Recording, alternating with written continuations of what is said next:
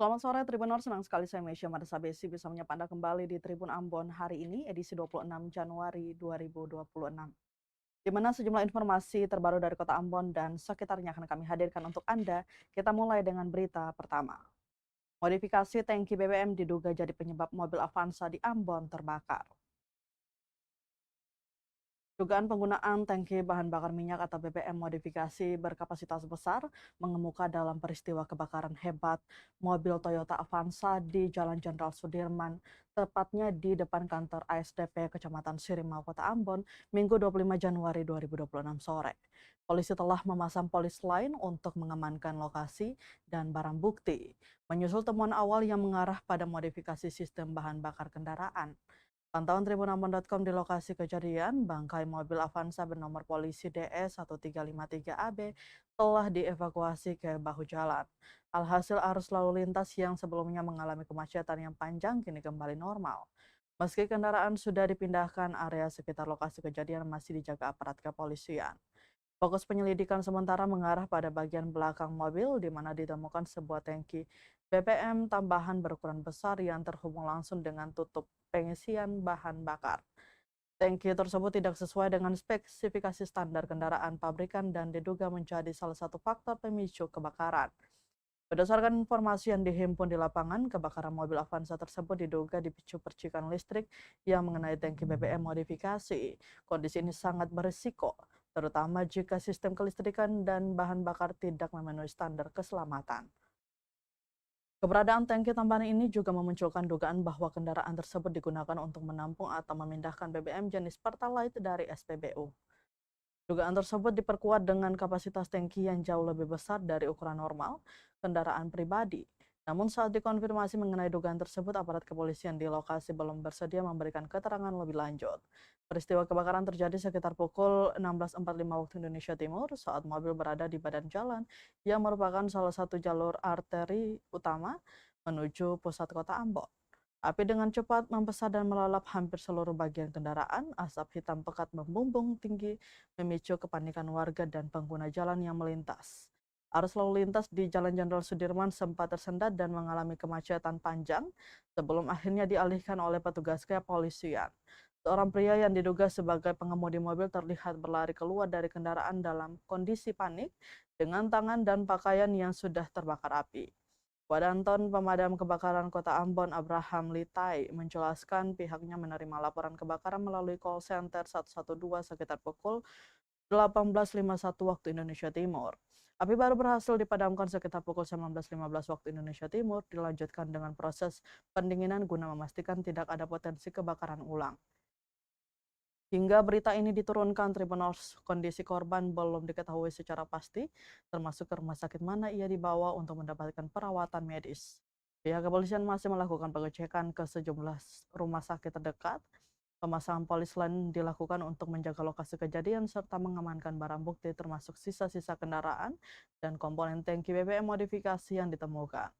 Polisi menegaskan bahwa penyebab pasti kebakaran masih dalam penyelidikan, termasuk kemungkinan adanya pelanggaran hukum terkait modifikasi kendaraan dan dugaan penyalahgunaan BBM bersubsidi. Peristiwa ini menjadi perhatian publik karena terjadi di kawasan vital dan padat lalu lintas serta berpotensi membahayakan keselamatan pengguna jalan lainnya. Warga diimbau untuk tidak melakukan modifikasi kendaraan di luar standar keselamatan, serta segera melapor jika menemukan kejadian darurat atau aktivitas mencurigakan di jalan raya.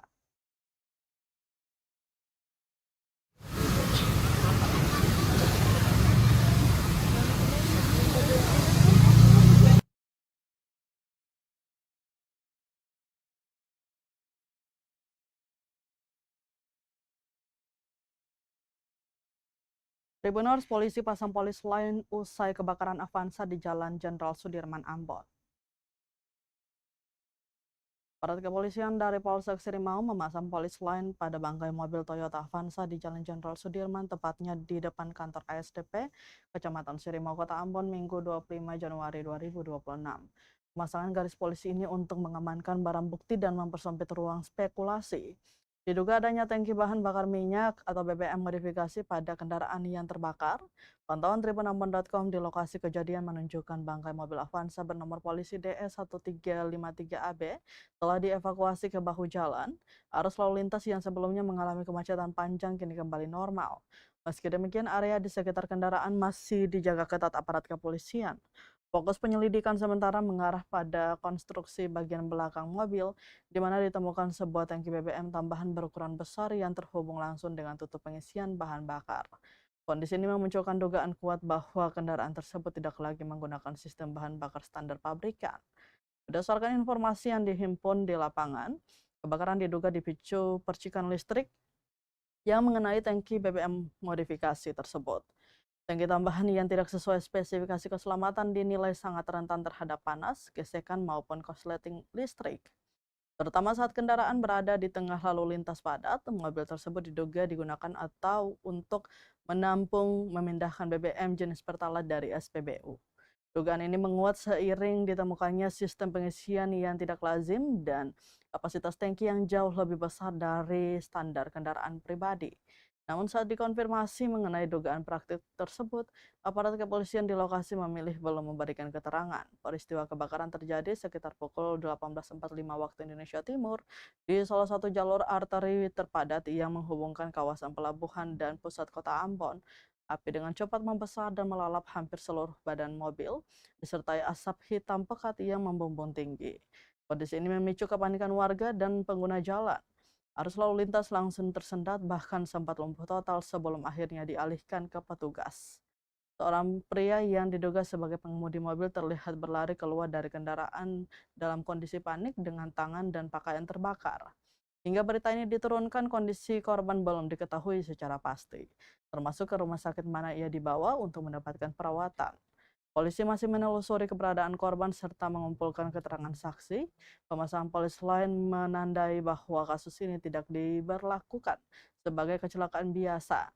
Polisi kini mendalami kemungkinan adanya pelanggaran hukum baik terkait modifikasi kendaraan, kemudian keselamatan berlalu lintas maupun dugaan penyalahgunaan BBM bersubsidi. Peristiwa ini kembali menyoroti maraknya praktik modifikasi tangki BBM yang berisiko tinggi dan berpotensi membahayakan keselamatan publik, terutama di kawasan padat lalu lintas seperti Jalan Jenderal Sudirman. Warga diimbau untuk tidak melakukan modifikasi kendaraan di luar standar keselamatan serta segera melapor kepada pihak berwenang jika menemukan aktivitas mencurigakan di jalan raya.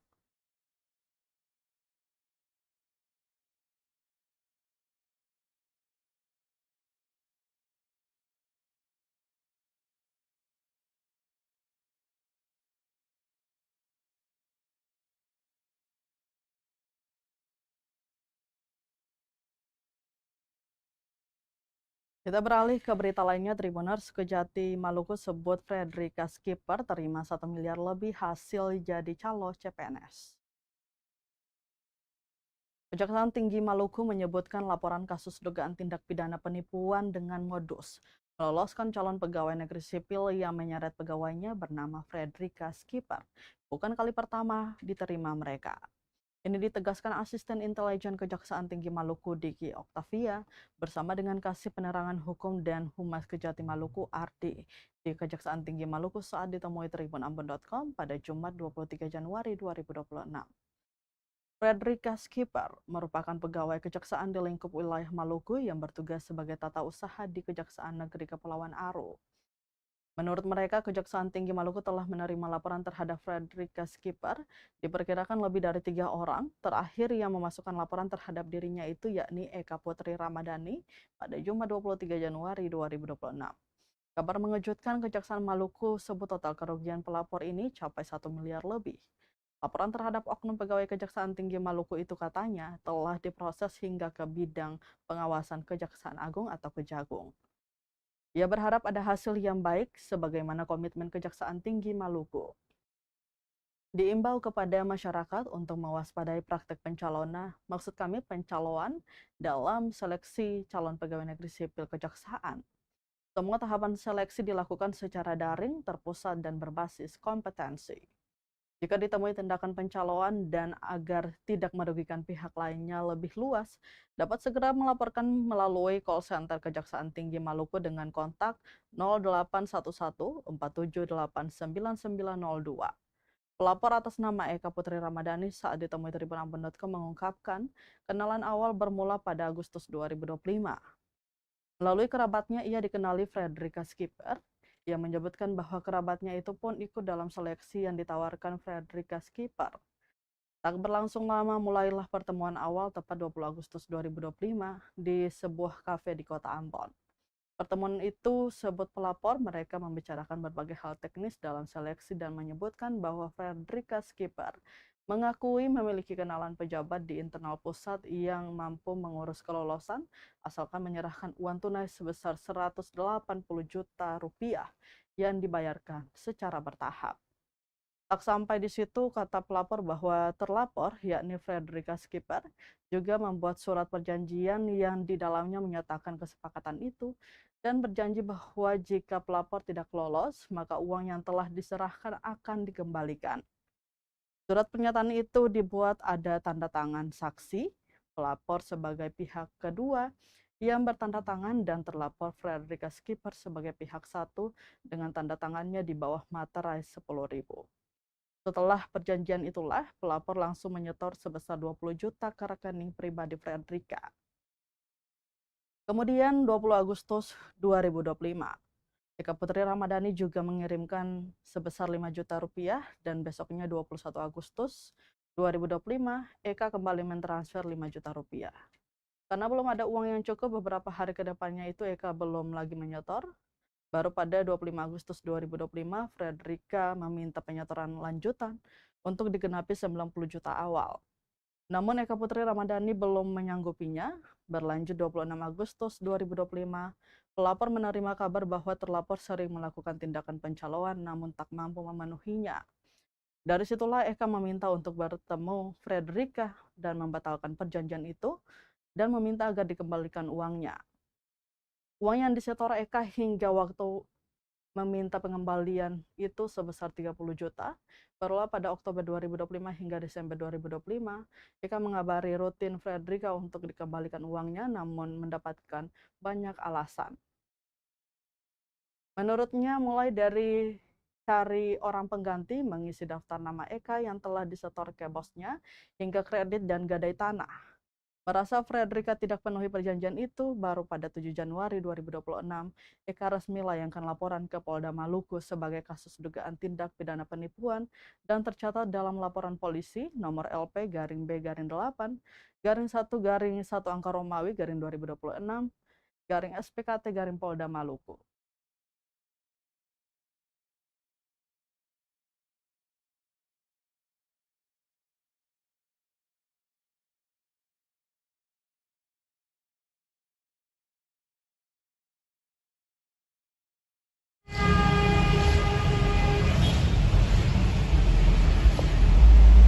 Iya. Jadi laporan ini kita tindak lanjuti supaya apa namanya ya menunjukkan kepercayaan terhadap masyarakat lah. Sudah berapa yang laku? Ini kalau melihat dari datanya ini ada sekitar 10 orang yang melapor. Yang laku itu nomor terakhir. Persiapan.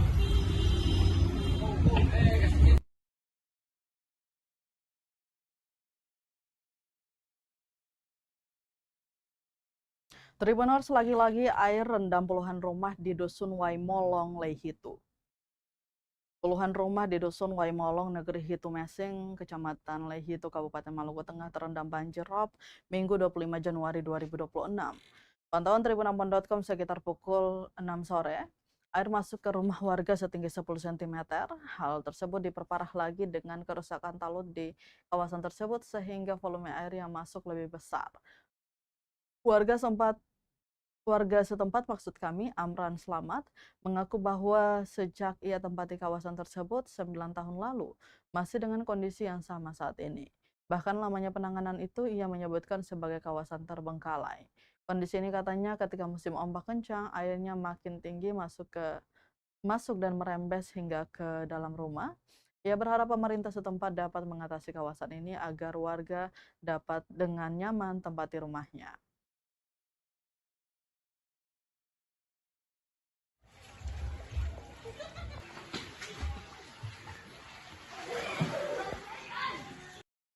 Jalan situ aja, cek-cek situ aja.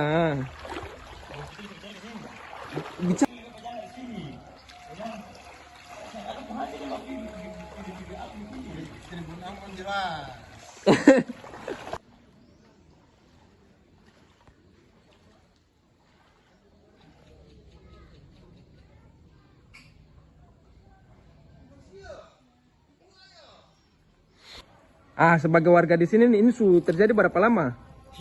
Beta tinggal di sini tuh sudah 9 tahun tuh akan begini-begini saja nih. Akan ada perubahan sedikit lah. Dari katompung staf negeri sampai sudah ada raja nih, ada perubahan sama sekali pada dusun Mulung nih. Tahu beta panggil pada dusun Terbangkalai. Sekarang beta panggil pada dusun Terbangkalai ini. Mana ada apa-apa. Tiap tahun begini, bulan ke bulan, tahun ke tahun akan begini ya. Sebagai warga di sini harapan besar apa? Pokoknya harus lihat kan bikin akan masa waktu mau begini terus 8 tahun ke 9 tahun tinggal di sini nih. Akan mau begini 10 tahun lagi apa?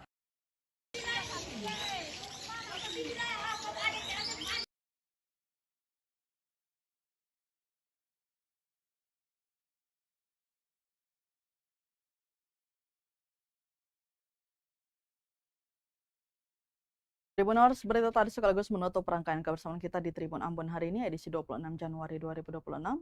Wakili seluruh kru yang bertugas, saya Mesya Marisa Besi pamit undur diri. Selamat sore dan sampai jumpa. Amato.